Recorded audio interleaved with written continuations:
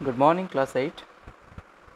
So we were discussing a very beautiful poem, that is If, written by Rudyard Kipling. And as I told you, the poem is a lyric poem, and there is not exactly a story, but you can find that it's an exploration of an idea. And in this case, the speaker, that means the poet, is addressing the reader and giving us some wise advices. And this advice takes us from how to be a good human being, or what to do or what to avoid in life.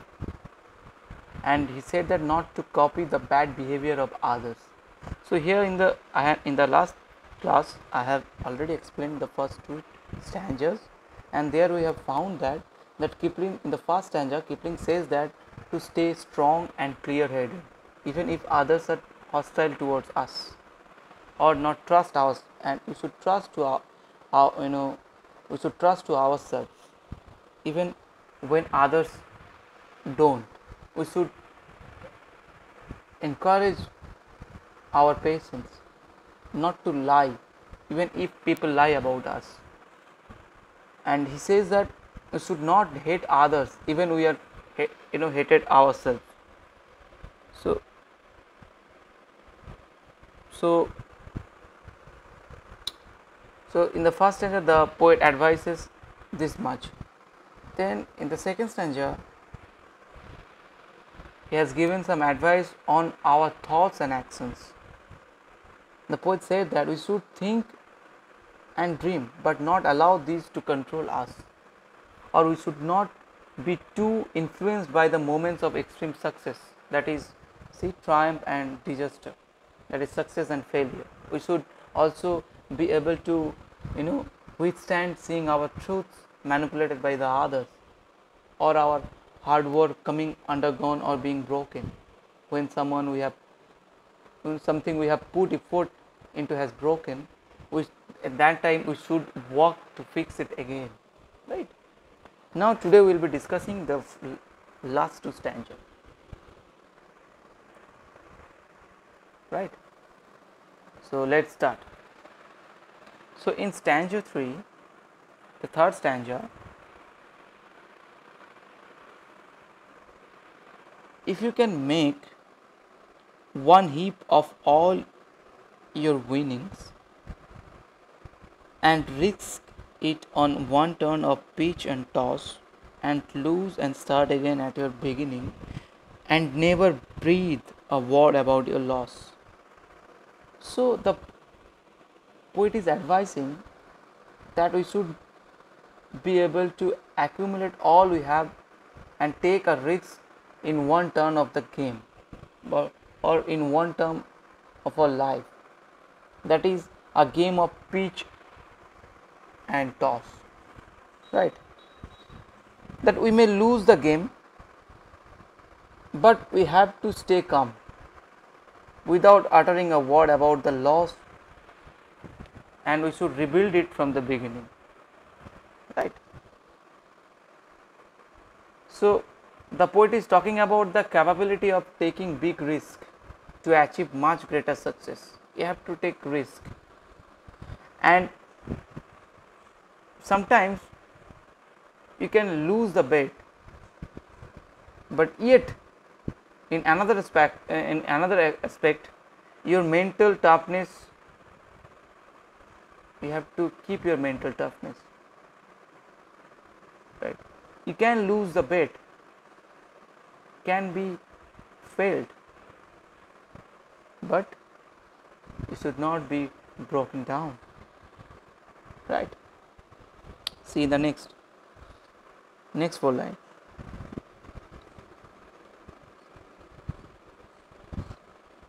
If you can force your heart and nerve and sinew to serve your turn long after they are gone, and so hold on when there is nothing in you except the will which says to them, hold on. So here the poet continues the same theme of the mental strength and the power of will, right? And we have to force our body, right, that is our nerves and our power, our strength, to serve us even after it has lost the strength due to the old days of illness, right. Thus we should keep on working, driven by the power of will, which would ask them to hold on, compelling them to do their job, right. So the poet is saying we want to do something great from our heart, right, something what you loved for, right? Something you are doing that is coming from your heart, right. Sometimes the poet is saying that in future, in one stage of life, your body can't move, cannot be moved, right. You can lose your strength due to illness or due to your due to your age, right. But we should keep on working driven by the power of will, right. And when you can do it, when can you do it? If you do a work from your heart, then the will inside us would prevent the body from getting tired, right. That's why the poet is saying you do work from your heart. Now see the fourth stanza. If you can talk with crowds and keep your virtue, or walk with kings nor lose the common touch. So the poet is saying we should stay in touch with the people from every class of the society, not only the kings, but also the lower class, but also the people, common people. That we should be able to talk with common mass without losing our virtue or moral values. We should be able to walk with kings without going beyond the reach of the common people. So the poet is saying the common touch would help us to realize the reality and feel the needs of the society. And in the other hand, the noble touch would give us the power and opportunity to reach the higher goals. So we need both. We have to make the balance. If neither foes or loving friends can hurt you, foes means enemies, okay, friend and foes. If neither foes nor loving friends can hurt you, if all men count with you, but none too much. So we should build ourselves strong enough, mentally and physically, so that neither enemies nor loving friends can hurt us. So we should develop a healthy relationship with everyone around us. We should not allow anyone to harm us. We have to develop our personality in that way so that everyone supports us, everyone gives us the importance. But not too much, because if you allow someone to give us too much importance, we may be emotionally bound, right. They can make us emotionally full. So that may restrict our freedom and prevent us from the doing our duty. So we have to keep the balance. We have to maintain the balance, right, between our friends and foes.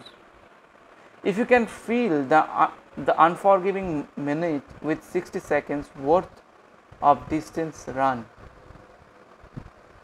that means that time is very precious. Time and tide wait for none. So a minute is filled with 60 seconds. So here time is called as unforgiving. Time will never forgive, right. So it waits for none, and it doesn't forgive him who wastes the time. So we should utilize every minute of our life in a productive work, in a constructive manner, not in a destructive manner.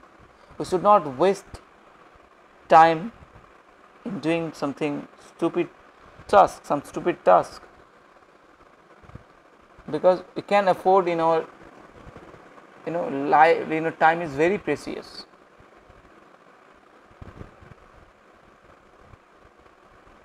And wasting time is not something we can afford in our short lifespan. So in the last two lines, see, yours is the earth and everything that's in it, and which is more, you will be a man, my son. So finally comes the achievement that we can get if we fulfill all the conditions mentioned so far by the poet. So we can win this earth, everything in it. We can go to the top of the world and rule over everything. We would be a complete and perfect human being. We should not forget that Kipling wrote in this poem for his son. It is addressed that in the very first line the poet wanted to show his son the right way to be in a future leader. But it has inspired many a man in the journey of his life on the arts so far, right?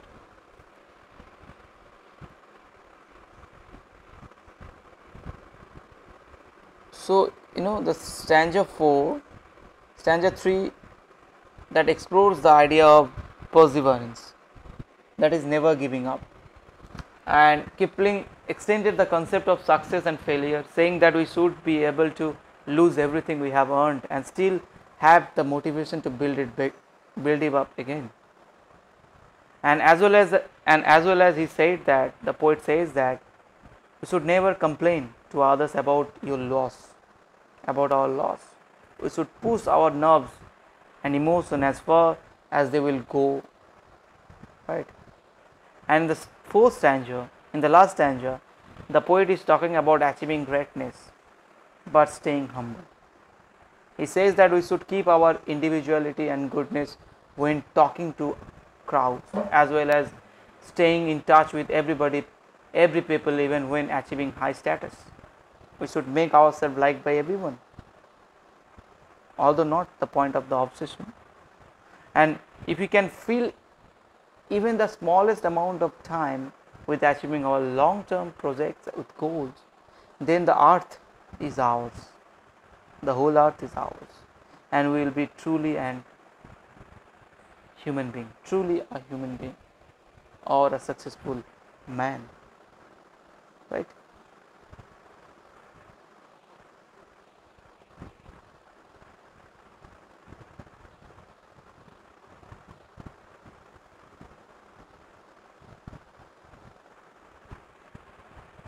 So please go through the poem and go through the PDF.